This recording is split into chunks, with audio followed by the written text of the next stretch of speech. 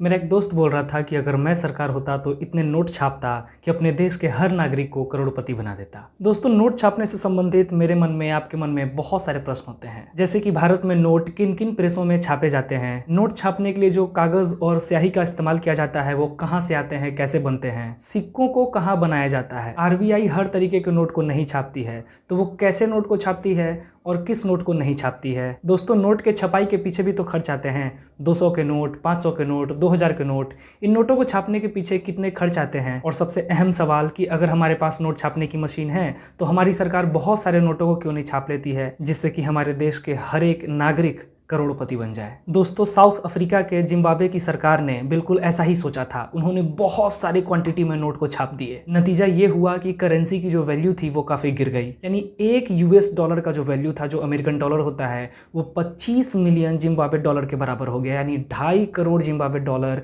$1 के बराबर था, एक अमेरिकी डॉलर के बराबर। इतना ही नहीं, जो बेसिक नीड होती है, ब्रेड अंडे जैसी चीज़ों के लिए भी लोगों को थैलों में भर भर कर नोट ले जाने पड़ते थे। यानी महंगाई अपने चरम पे चली गई थी। इसी तरीके से दक्षिण अमेरिकी कंट्री वेनेजुएला ने भी यही काम किया था। अपने अर्थव्यवस्था को संभालने के लिए उसने बहुत ज़्यादा क्वांटिटी में नोट छाप डाले, जिसका नतीजा ये हुआ कि हर बढ़ते 24 घंटे के साथ महंगाई भी बढ़ने लगी।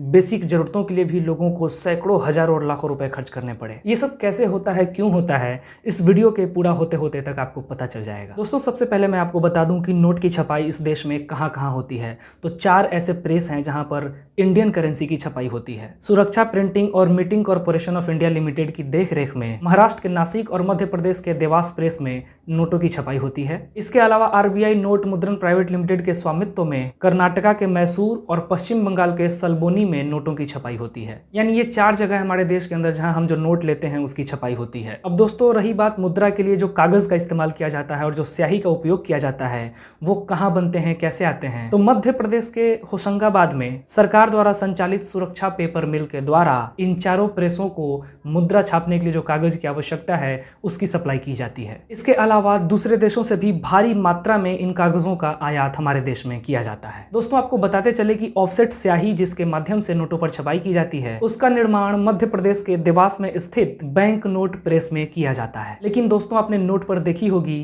कि कुछ उभरे हुए प्रिंट भी छपे होते हैं। तो उसकी जो स्याही है सिक्किम स्थित स्विस फर्म की यूनिट सिक्पा में बनाई जाती है। तो दोस्तों, इस तरीके से नोट के कागज और स्याही की आपूर्ति की जाती है। अब दोस्तों, हम लोग जो सिक्के देखते हैं 1 के, 2 के, 5 के, 10 के, इसकी ढलाई मुंबई, कलकत्ता, हैदराबाद और नोएडा में की जाती है। यानी वहां से सिक्कों को बना बनाकर पूरे देश में सर्कुलेट किया जाता है। अब दोस्तों, आरबीआई तो पूरा कंट्रोल करती है नोट को कैसे छापना है, लेकिन कुछ नोट है जिनको वो नहीं भी छापती है। 1 रुपए के नोट को आरबीआई नहीं छापती है।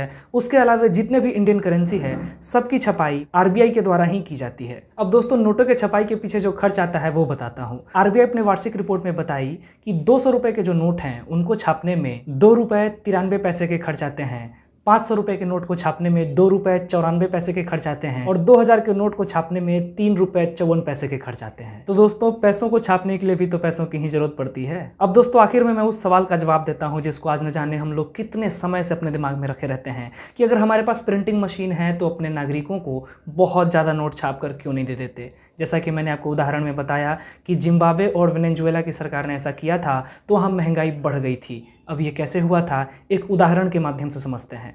मान के चलिए कि एक नागरिक के पास लाखों करोड़ों रुपए आ चुके हैं, सरकार ने छाप छाप कर उनको नोट दे दिए हैं। ऐसे में मार्केट में जब वो सामान खरीदने जाते हैं और किसी सामान की कीमत अगर 100 रुपये है तो आपको लगता है कि दुकानदार उसको 100 रुपये में बेचेगा, क्योंकि 100 रुपये की जो अहमियत पहले थी वो अब नहीं रही। 100 रुपये का तो कोई वैल्यू ही नहीं रह गया। और फिर उत्पादन के समय भी मान लीजिए कोई एक प्रोडक्ट मिल से बनकर जब बाहर आता है तो उसमें जो लागत होती है उस सबको जोड़ के, सबको ऐड करके तब हमारे तक आकर उसका रिटेल प्राइस तय होता है। यानी 100 रुपये के सामान को अब दुकानदार 100 रुपये में नहीं बेचने वाले हैं। यानी उसको बेचने के लिए अब वो सैकड़ों, हजारों रुपए, कभी कभी तो लाखों रुपए का भी डिमांड कर सकते हैं, क्योंकि उसकी लागत ही उतनी ज़्यादा आई है। यानी जैसे ही हम लोग अपने देश के अंदर बहुत सारे करेंसीज़ को, मुद्रा को छाप देंगे और सप्लाई कर देंगे तो चीज़ों का जो रेट है वो भी काफ़ी बढ़ जाएगा। इसी को मुद्रास्फीति कहा जाता है। जिन 2 देशों का मैंने आपको उदाहरण दिया है उसके बारे में और डीप रिसर्च करके आप इस पूरी जानकारी को और अच्छे से जान सकते हैं। वैसे मुद्रा से संबंधित और भी बहुत इंटरेस्टिंग वीडियो लेकर मैं जल्दी आने वाला हूँ। तब तक आप लोग मेरे इस चैनल को जरूर सब्सक्राइब कीजिएगा। वीडियो अगर पसंद आया हो तो लाइक कीजिएगा, दोस्तों में शेयर जरूर कीजिएगा। ऐसे ही बहुत इंटरेस्टिंग वीडियो के साथ मैं आता रहूँगा। और आपसे एक निवेदन है कि अगर आपके मन में और भी कोई इंटरेस्टिंग टॉपिक है जो आप जानना चाहते हैं तो कमेंट सेक्शन में आप जरूर बताएंगे, ताकि मैं उसके ऊपर वीडियो बना सकूँ। तब तक दोस्तों आप लोग खुश रहें, हंसते रहें, मुस्कुराते रहें। जय हिंद।